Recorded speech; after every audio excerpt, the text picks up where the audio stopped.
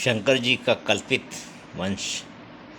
तातं तत्ताततातं कथय हरकुलेऽलङ्कृते सम्प्रदाने तच्छ्रुत्वा चन्द्रमौळिर्न तमुकमलो जातलज्जो बभूव। ब्रह्मवादितदानो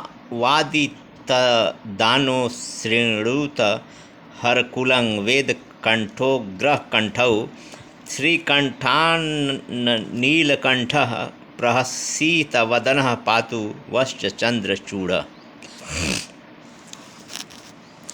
जब शंकर जी का विवाह हो रहा था तो कन्यादान का समय आने पर संकल्प पढ़ने के लिए लोग शंकर जी से पिता, पितामह एवं प्रति पितामह का नाम पूछने लगे।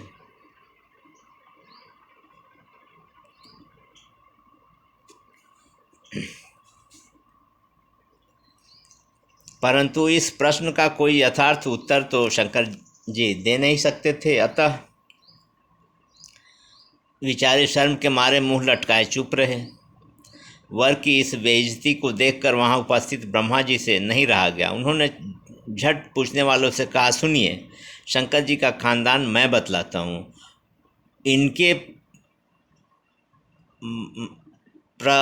पितामह का नाम था वेदकंठ, पितामह का नाम था उग्रकंठ और पिता का नाम था श्रीकंठ और इनका नाम है नीलकंठ। ब्रह्मा जी ने ऐसे कल्पित नाम सुनाए कि उन्हें सुनकर शंकर जी भी अपने को रोक नहीं सके और हंसने लगे। सीता जी में एक भयंकर कमी। गौरी तनूर्नयन मायत मुन्नता च नासा कटो पृथु तटी च पटी विचित्रा अंगानि लोमरहितानि हिताय वर्तु पुच्छं न तुच्छमिति कुत्र समस्त वस्तु। लंका से लौटने पर सीता जी को देखने के लिए किष्किंधा की वानर युवतियाँ बहुत दिनों से ललायित थीं। अंत में जब लंका विजय के पश्चात सीता जी किष्किंधा में उतरी तो सभी वानरियों ने उन्हें अच्छी तरह देखा और उनके रूप सौंदर्य को खूब सराहा, परंतु एक कमी के लिए गहरा दुख भी प्रकट किया जो इस श्लोक में वर्णित है। वानरियाँ कहती हैं, गौर वर्ण का शरीर है, बड़ी बड़ी आँखें हैं, नाक भी चपटी नहीं, ऊंची है, कमर भी लंबी चौड़ी है और वस्त्र भी रंग बिरंग के हैं। सबसे अच्छी बात यह है कि सभी अंग लोम रहित हैं जो पति के लिए बहुत सुखकर हो सकते हैं। परंतु सबसे बड़ी कमी यह है कि सीता जी को एक छोटी भी पूंछ नहीं है। यदि यह भी होती तो क्या पूछना था, पर क्या किया जाए, संसार में किसी को भी सारी अच्छी वस्तुएं नहीं मिलती, कोई ना कोई कमी सब में रह ही जाती है। देवताओं में भी शास्त्रार्थ ठना। षष्ठी तत्पुरुषं रामो बहुब्रीहिं महेश्वर रामेश्वर पदे ब्रह्म कर्मधारयम ब्रवीत। भगवान राम की लंका यात्रा के समय समुद्र तट पर जब रामेश्वर मंदिर की स्थापना हो रही थी तो उस समय रामेश्वरम पद में कौन समास है, इस विषय पर शास्त्रार्थ छिड़ गया।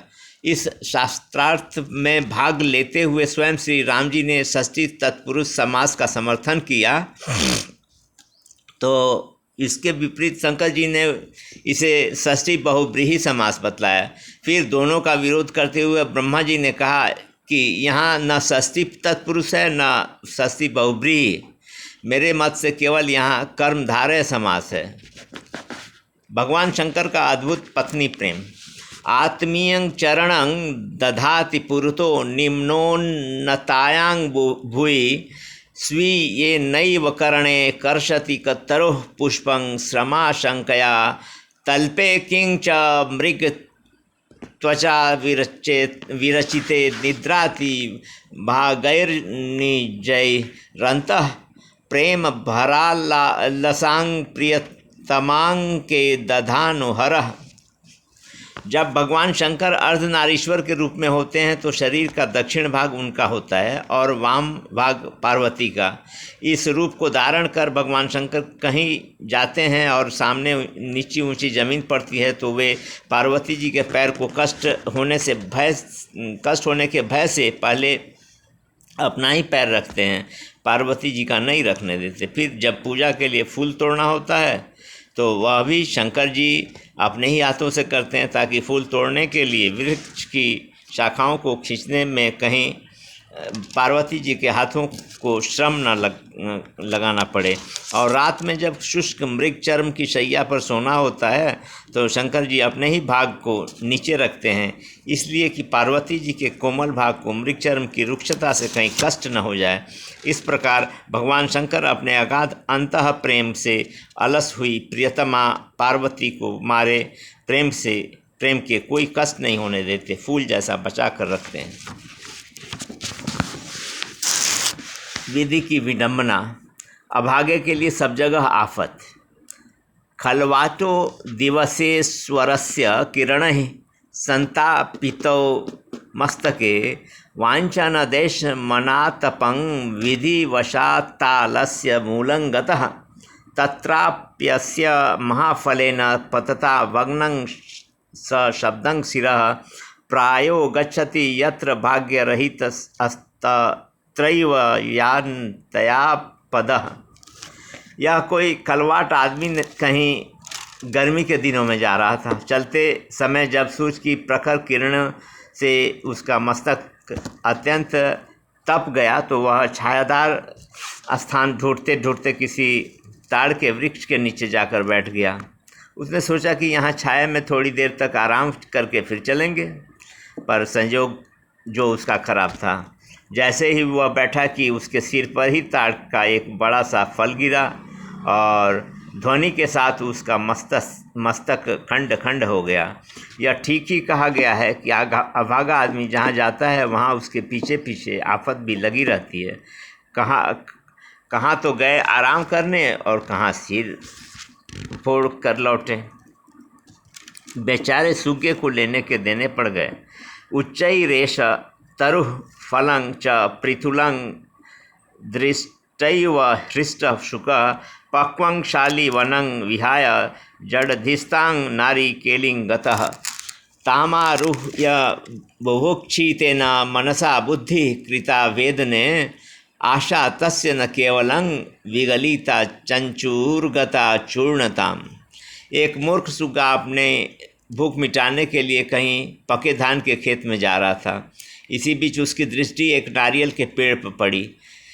उस ऊंचे पेड़ को उसके लटकते हुए लंबे लंबे फलों को देखकर सुग्गा बहुत प्रसन्न हुआ और उस फल को खाने की इच्छा से धान के खेत को छोड़कर उस पेड़ पर जा बैठा। परंतु जब उसने फल को फोड़ने का विचार किया और चोंच मारा तो न केवल उसकी आशा ही समाप्त हुई, प्रत्युत उसकी चोंच भी खंड खंड हो गई।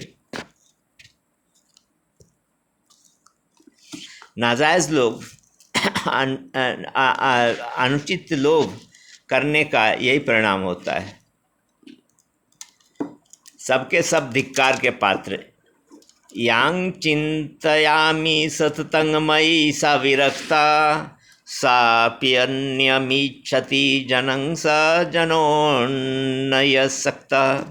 अस्मत्कृते तु परितुष्यति काचिदन्या धिक्तं च तं च मदनं च इमां च मां च। जिस स्त्री को मैं हमेशा चाहता हूँ वह मुझसे विरक्त है और दूसरे पुरुष को चाहती है, और जिसको वह चाहती है वह दूसरी स्त्री के साथ आसक्त है, और मेरे लिए कोई और ही स्त्री बेचैन है जिसे मैं नहीं चाहता। तात्पर्य यह है कि किसी में भी किसी का सच्चा प्रेम नहीं है, सब दिखावटी और बनावटी है। अतः उस स्त्री को भी धिक्कार है जो मेरे चाहने पर भी मुझे न चाहकर दूसरे को चाहती है। उस पुरुष को भी धिक्कार है जो उस स्त्री के चाहने पर भी उसे छोड़कर दूसरी स्त्री पर आसक्त है। उस स्त्री को भी धिक्कार है जो मेरे न चाहने पर भी ज़बरदस्ती मेरी आशा लगाए हुए हैं, और मुझे भी धिक्कार है जो अपनी स्त्री को छोड़कर जो अपनी स्त्री को छोड़कर दूसरी स्त्री से प्रेम करना चाहता हूँ, और सबसे अधिक उस मदन को धिक्कार है जिसके कारण हम सब लोगों की यह स्थिति हुई है।